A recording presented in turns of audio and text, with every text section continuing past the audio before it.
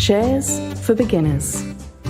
Investments, they have to make sense to you. There's no point listening to someone else on why they invest the way they do, because that might be unique to them. I mean, you have to invest in a way that you're comfortable with. So just because someone else sounds smart and they say, oh, this is a good investment or whatever, you still have to kind of square it in your own mind that, yes, okay, I understand this investment and what it's going to do for me. I know why I'm investing in it and I'm happy to hold it for a long time. So there's a few things to consider. G'day and welcome back to Shares for Beginners. I'm Phil Muscatello, and today we have a break from normal programming. You may or may not know that I'm the co-host of the ETFs for Beginners podcast. We had Dave Gow on from Strong Money Australia, and I found his money chat to be truly inspiring. I hope you enjoy listening to Dave and ETFs for Beginners with the wonderful Ana Kresina. Hi and welcome back to ETFs for Beginners, where we dance the mambo of the ETF rhythm. I'm Phil Muscatello and hello co-host Ana Kresina. Hi Phil, how are you doing today? Good. So who's our guest today? We've got Dave Gow from Strong Money Australia, which is a website focused on helping people reach financial independence and retire early here in Australia. He publishes regular articles, podcasts, and shares his thoughts and the key lessons that have helped him along the way. So thank you, Dave, for joining us. No worries at all. Good to be here. Thanks for the invite. Yeah, nice to meet you, Dave. Yeah, you too, Phil. So I'm going to kick it off. You're retired. You've retired early at the age of 28. Let's just jump into it. How did that happen? And how old are you now? I am 33 right now. So how did it happen? So it goes back to when I was around about 19, I think it was, and I kind of became dismayed, I guess, with the full-time kind of workforce at that point. And we got a new boss, and he was really like a pretty poor human being, I would say, like not the greatest kind of person. So it made me question a lot of things, and I started looking around at work and realizing that other people didn't seem all that happy, and I kind of envisioned my future in this factory kind of plodding along like everyone else, and just realizing I didn't want to do that for the next 40 years of my life, and just thinking about how I can kind of put myself into a different position so that I don't actually have to do that later. So I went down the rabbit hole of learning about wealth and saving and investing, and then it kind of got me all excited that, wow, there is actually a different path available for me. I don't actually have to do this 40 hours a week for 40 years thing if I can manage to invest enough that I can live off those investments later. So I went down the rabbit hole of learning all about that, and then saving and investing over a period of many years. And together with my partner, then we eventually reached the point where we didn't have to work anymore. That's actually absolutely incredible to even realize at 19 that you didn't want to continue doing that. What were you doing at that time? And what were some of the tools that you used to learn about wealth at that age? Good question. So the job at the time was, I was essentially just labouring in a sheet metal factory here in Perth. And what was the other question? What did I use? What tools did I use? What tools did you use to start your journey towards financial independence? Google. I used Google. And so there didn't seem to be like a whole lot of stuff I could find back then. And this is probably 2007, 2008 maybe. So there wasn't anywhere near like the amount of online financial content and blogs and all the rest of it that there is today. So I was finding just a lot of general stuff about wealth and saving and some investment stuff, but I mostly looked out for books at that point, because that was the best place I could get like the meaty information that I really wanted at that time that I couldn't really find online. So it was really books for the first, like, I'd say multiple years, until I eventually did find some blogs later on.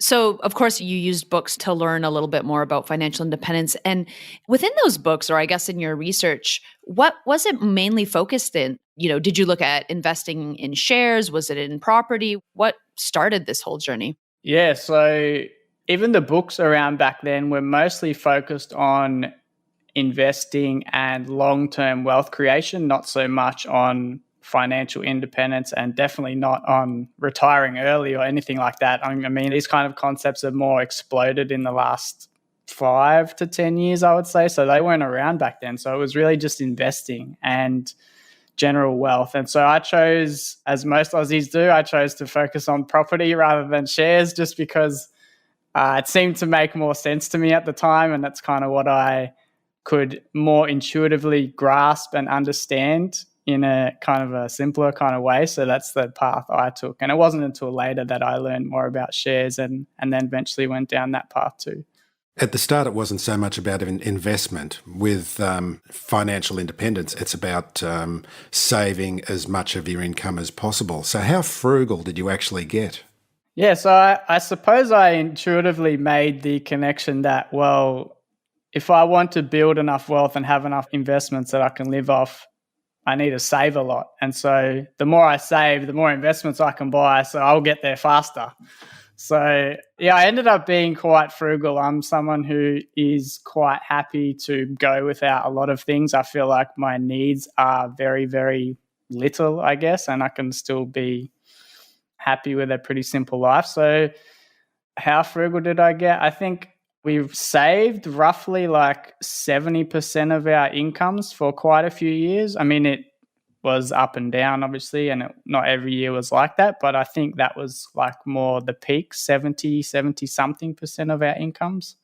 So we were both working full time, which obviously makes it easier to save. That's 70% collectively. Yeah, 70% of our total incomes. Yeah, household income. That's always impressive. It reminds me of that Mr. Money Mustache article of the higher percentage of your saving rate, the quicker you can retire, which at age of 28, I mean, it's a testament to the math, I guess. That's exactly right. But I didn't know that at the time. I just thought, well, if we save more, we can invest more, and then surely we have to get there sooner. That article probably wasn't even in existence back then. So I asked that frugality question because I know some people take this to extremes. Sometimes you get people who are so frugal they eat nothing but cans of spaghetti and end up possibly getting scurvy. So there's got to be a bit of life balance in there as well, doesn't there? Yeah, definitely. I mean, we saved a lot, but we still lived like normal human beings at the same time. So we still went for trips to different places. We bought an expensive dog. We still went out for lunches and dinners occasionally. So we weren't like living this massive life of sacrifice or anything of the sort. It was still quite cushy, I would say, just not as extremely overindulgent as perhaps most people take it. So what inspired your move from property into shares? Good question. So what happened was we'd built up this portfolio of properties using like the aggressive savings and also taking some equity out of the properties that we had to buy others. But after a few years, I realized, well, towards the end really, I realized that even if our properties were paid off, we weren't really going to get all that great of an income stream from those properties because the expenses, which almost nobody talks about, the expenses are just like they're next level. You can easily consume maybe 40% or more of your rental income through expenses alone on your investment property. So that was what prompted me to take a second look at shares. See, before the first time around when I looked at shares, it didn't really make sense to me because like everyone else, I just see prices going up and down and think, well, this doesn't make any sense. I don't know what's going on here. It's up one day and down the next. I just didn't really get it. But the second time around, I realized that you could invest for like dividend income, and you can actually receive part of the company's profits that they've made during the year. And then that can just come into your bank account and you can use that to live on. And so that's when shares started making sense. And I started seeing the other angle of it, like the cash flow and the businesses behind it. So that's when it all started clicking together. And combine that with noticing that Australian shares in particular, the income stream is actually very generous, and especially when you've got franking credits as well, which kind of juices that even more. So I started investing in shares. We still had some monthly savings at that time, so we started building this portfolio of shares and then realized like, oh wow, these dividend payments are actually pretty good, like pretty generous as a percentage yield kind of thing. And then compare that to our properties and imagining if they were paid off and just thinking, wow, this is not going to work with property. If we had our savings over here instead, we would get a much better kind of passive income stream to live on. So that's what really prompted the more aggressive shift towards shares, and what ultimately helped us have the courage and the clarity, I guess, to leave work and start shifting our savings across to shares instead. Yeah, you don't have to paint shares, do you? No.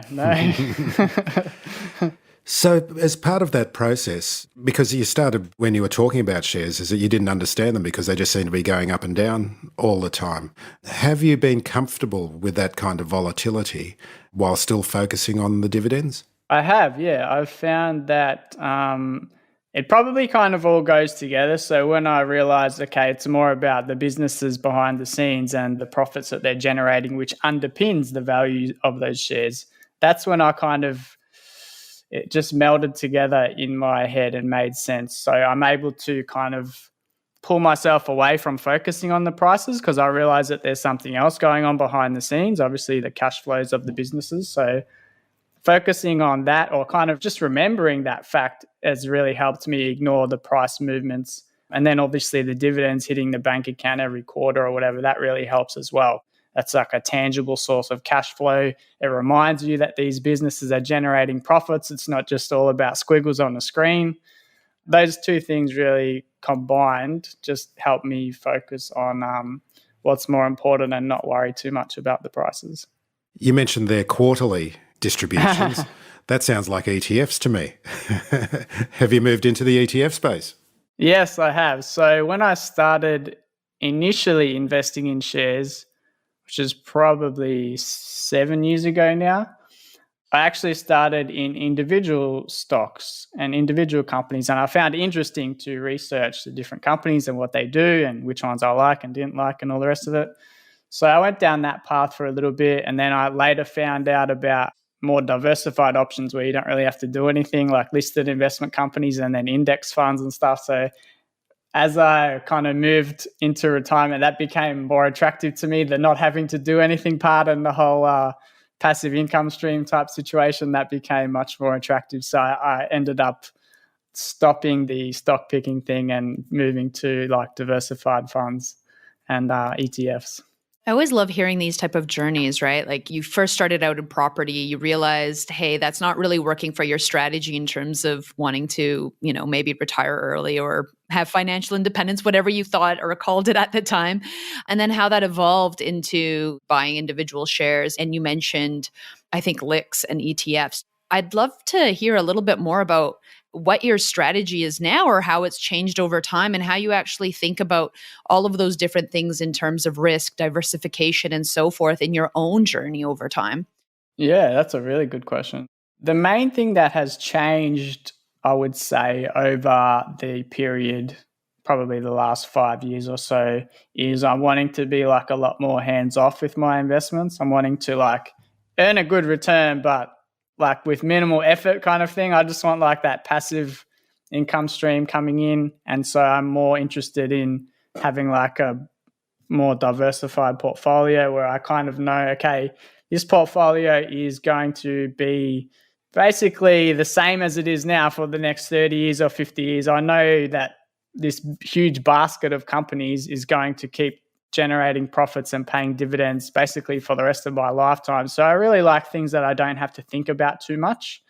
And so that's probably been a big factor in like the investments I choose. I like investments that are simple and I don't have to do anything and just, the income comes to the bank account and it's pretty low stress and low maintenance. And yeah. ETFs fit the bill then, right? They do. They definitely do. You also talked about the appeal of dividends and seeing that hit your bank account. Is that also something that you consider when looking at ETFs? Yes and no. I mean, I like the fact that I can get that decent income stream every quarter, every year. But when I'm looking at investments, I am kind of considering the bigger picture, like the bigger portfolio in mind first and foremost, rather than just chasing like the highest yield from here, there, or everywhere. So I'm more interested in like a pretty diversified portfolio, but hopefully one that produces like a decent income at the same time. So it's kind of a balance, and I definitely wouldn't chase super high yields just because it looks more attractive or it's more kind of immediate gratification of getting the high payments each quarter or something like that. Yeah, it can be, I guess, in a way, a red herring if you're not looking at a portfolio holistically. So I think that that's a really great way to think about the diversification of a portfolio. So how do you diversify? Are you across a number of asset classes? Yeah, so I have a fair chunk of my portfolio is in Australian shares, but I also have global shares and some REITs as well in the portfolio. So we just had a couple of pieces of jargon I just want to explain. You talked about LICs before and you talked about REITs. What are they? So LICs or LICs are listed investment companies. And so they are basically an investment company which is listed, hence the name, on the share market. And so you can buy shares in those like you can any other company. And so you'll have LICs or LICs that have various strategies, and they'll put together a portfolio of maybe 20 stocks, 50 stocks, 100 stocks. It depends on what kind of strategy they're employing. And so they'll try and generate a decent return and provide an income stream for shareholders. And they're managed by a active manager. And then real estate trusts, or REITs, stands for real estate investment trusts. You can buy those just like you can any other share on the stock exchange. And so they're generally like a large, not always large, but generally like large portfolio of commercial properties which are managed, and then the income stream or the rental income is collected by the manager and then paid on to investors as distributions, usually each quarter as well. So yeah, that's how they work. Dave, are you saying you can own property without owning physical property? Oh, you can absolutely. So are you diversified in any other kind of asset classes, say bonds or gold? No, I'm not really a fan of gold or commodities or kind of non-income producing assets or non-productive assets. But I don't have any bonds in my portfolio. I just choose to keep like cash instead of bonds, since they're not all that different in a sense. So not really. It's mostly shares and cash, and I still have some property left over, but none of those other assets, and no crypto either. No crypto. No crypto. You're such a sensible guy. I'm boring, mate. I'm boring. I like my boring investments. Boring but beautiful. Yes. Where have we heard that before? Boring is great because in a lot of cases, it really just comes down to that money mindset, having a strategy, sticking to it, automating it, keeping it simple. I know, Dave, we've chatted about this previously around that kind of stuff. What are some tips that you would give someone who wants to consider long-term investing? So I suppose, first of all, you want to build a consistent savings habit so that you actually have monthly cash flow to invest. And so being able to invest on a regular basis, actually, that's probably my second point, is to make sure that you're investing on a regular basis. Don't try and get too clever with, the market's a little bit high this week, I think I'll wait till later and hopefully it'll come down, because maybe it will, maybe it won't. But you're going to tie yourself in knots trying to figure out the best time to buy, because let's say the market does drop, then next week you probably think, it might drop some more, I'll just wait some more. And then obviously it might go back up and you've just kind of screwed up your routine. So it's better just to kind of stick with the same approach and same investing habit every month. And so I would pick investments that have to make sense to you. There's no point listening to someone else on why they invest the way they do, because that might be unique to them. I mean, you have to invest in a way that you're comfortable with. So just because someone else sounds smart and they say, this is a good investment or whatever, you still have to kind of square it in your own mind that, yes, okay, I understand this investment and what it's going to do for me. I know why I'm investing in it and I'm happy to hold it for a long time. So there's a few things to consider.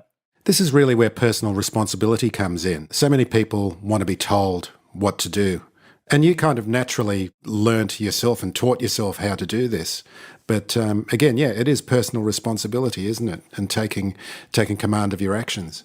Yeah, everything is. I mean, even just in terms of personal finance, you have to kind of hold yourself accountable for your decisions and the way your life is. I mean, things might go wrong, but it's still up to you how you deal with that. I mean, no one's going to kind of fix your problems for you or no one's going to achieve financial independence for you. You have to actually make some harder decisions and be able to think long term and take control of your life rather than just let life decide for you where you end up in 20 years' time. So it's definitely about personal responsibility with finance and investing as well.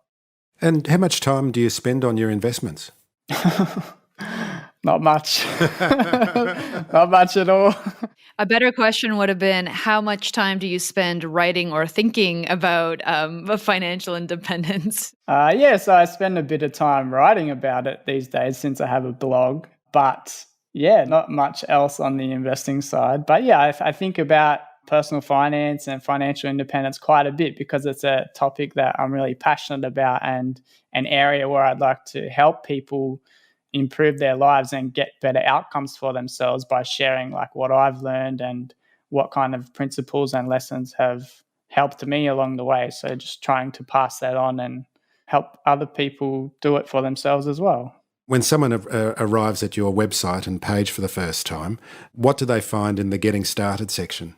Yeah, so in the Getting Started section or like in the beginner section, they'll find like a lot of the most frequently asked questions that have been emailed and asked in comments several times by people who are new to the site or new to financial independence in general. So they'll find a lot of answers to those questions. And then there's also a list of articles that are suitable for beginners. So different topics that I've talked about, whether it's saving or mindset or investing or different kind of strategies that might help them and things that I've learned as well. So a lot of different things on that particular page. So with those thoughts in mind, how does your mindset affect the way that you can achieve financial independence and becoming a better investor? So I would say your mindset is, if not one of the most important things, it is the most important thing in terms of becoming someone who is a good long-term investor, but also someone who is capable of building wealth throughout their lives. And the reason I say that is you have some people who they've already convinced themselves that it's not possible before they've even started. And so if you kind of approach it with that frame of mind, it is very, very difficult to bring yourself back from that because you've already got it made up in your mind that the world works a certain way and things are not possible for you. So it's very difficult to unwrap that. So I would think that, yeah, it's really tough. Have you had personal experience of talking to people that have those kind of ideas? I just see the comments online frequently. It's a bit sad because you can tell that person, they probably want to change their life, but they just feel so frozen and they just feel like it's not possible when they haven't even really, well, they haven't tried for a start, but they haven't even really made any attempt, or they're not approaching it with an open mind that, okay, instead of just shooting down a certain idea, let's see kind of what there is to it. And maybe some of it is applicable to me. Maybe some of it isn't because we're all different. But at the same time, you have to approach it in terms of, okay, what can I take from this information? Like, can I use any of this to benefit my own life rather than just seeing someone else do something and be like, oh, it's all right for them because of X, Y, Z, and thinking that everyone else has it easier than you. Because, I mean, the truth is, if you're living in modern day Australia, you already have it pretty good in terms of the people that are on the planet right now, but also everyone that came before us as well. We're in a pretty good place. If you're even close to middle class in Australia, things are not as bad as you probably think. So we can all take little steps, even the tiniest steps each day, to work towards a future that we would much rather have than the one that we might be given if we take no action at all.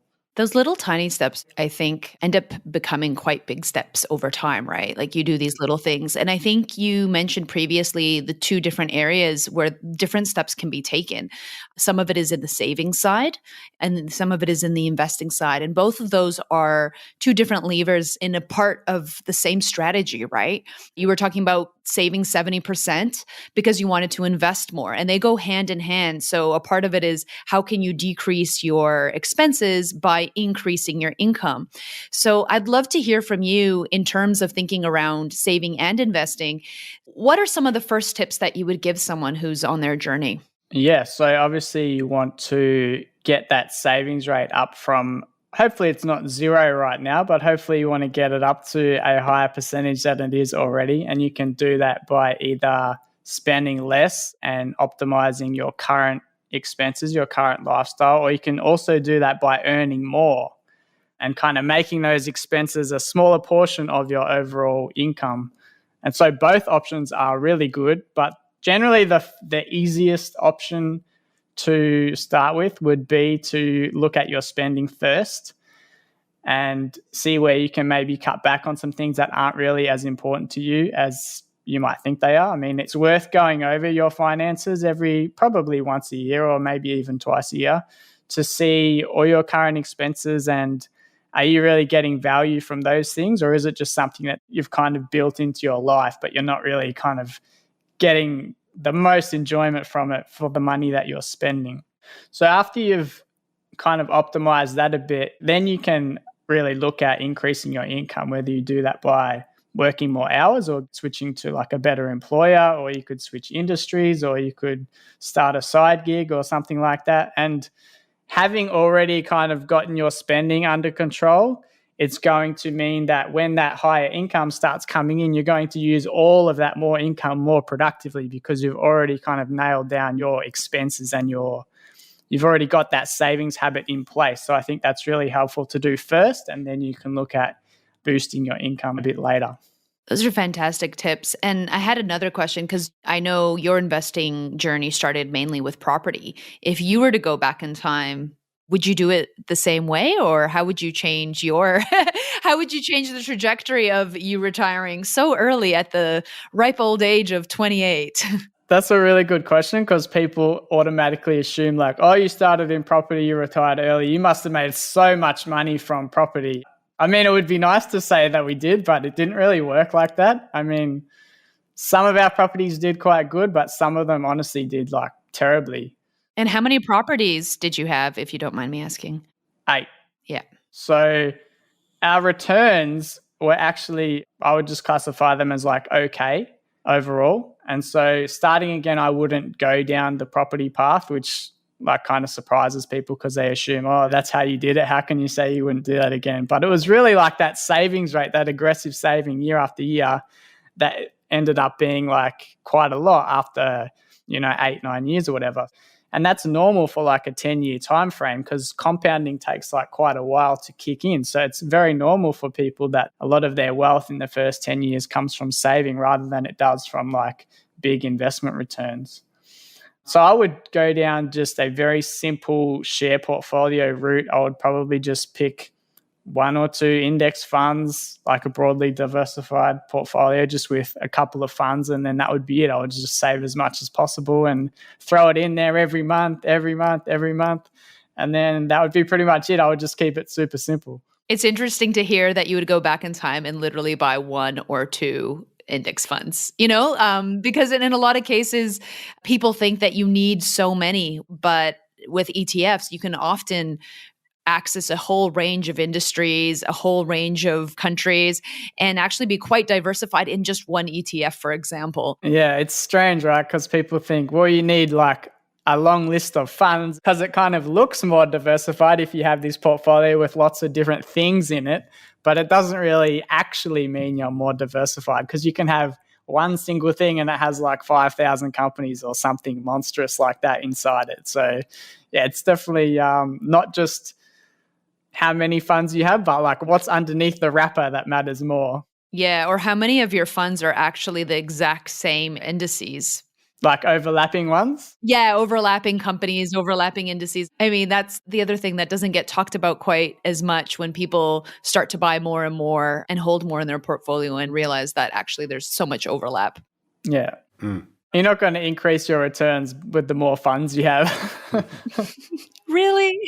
You're more likely just going to be overcomplicating it. But I think everyone kind of goes down that path first because I think we start investing and we develop like a passion for it. So we're interested. So we think, oh, I like this one. I'll put all these in my portfolio. And then later you realize, I don't actually need most of those. I could probably just have this one, maybe this one, and then that's it. So I think we kind of have to learn through trial and error sometimes, and realizing a bit later that we could have done it the simpler way. But almost inevitably, we all choose like the more complex path first, and then later realize that it doesn't need to be like that. ETFs, keeping it simple. Dave, it was such a pleasure. If anyone wants to hear more from you, where do they go? Yeah, thanks. They can just go to strongmoneyaustralia.com. Beautiful. Thanks again. Thank you very much, Dave. If you found this podcast helpful, please tell a friend. It may help them and help us keep going with the show. Also, don't forget to rate us. ETFs for Beginners is for information and educational purposes only. It isn't financial advice, and you shouldn't buy or sell any investments based on what you've heard here. Any opinion or commentary is the view of the speaker only, not ETFs for Beginners. This podcast doesn't replace professional advice regarding your personal financial needs, circumstances, or current situation. Thank you for listening to this podcast.